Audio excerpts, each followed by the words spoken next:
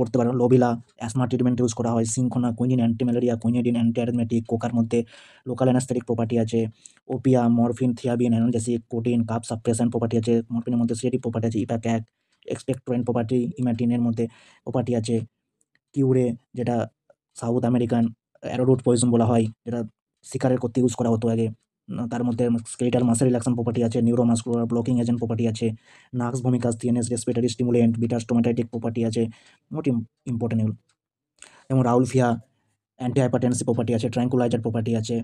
আর্গোমেট্রিন, যার মধ্যে অক্সিটোসিস অ্যাকশন আছে। আর্গোটামাইন, যার মধ্যে মাইগ্রেন ট্রিটমেন্টে ইউজ করা হয়। ফাইকোস্টিগমাইন, গ্লুকোমা ট্রিটমেন্টে ইউজ করা হয়। অশ্বগন্ধা, ইমিউনোমডুলেটরি অ্যাক্টিভিটি আছে। এফিড্রা, মোস্ট ইম্পর্টেন্ট, অ্যাসমা ট্রিটমেন্টে ইউজ করা হয়। হে ফিভার ট্রিটমেন্টে ইউজ করা হয়। কলচিকেন, যেটা আমাদের কোশ্চেনে আছে, কিসে ইউজ করা হয়? গাউট ট্রিটমেন্টে ইউজ করা হয়। আর induced polyploidy, most important, colchicine induced পলিপলয়েডি।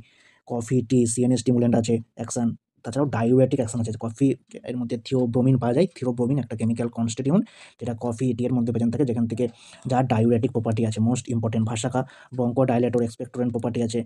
Aconite, rheumatism, gout ট্রিটমেন্টে ইউজ করা হয়। এছাড়াও কার্ডিয়াক ডিপ্রেশনে ইউজ করা হয়।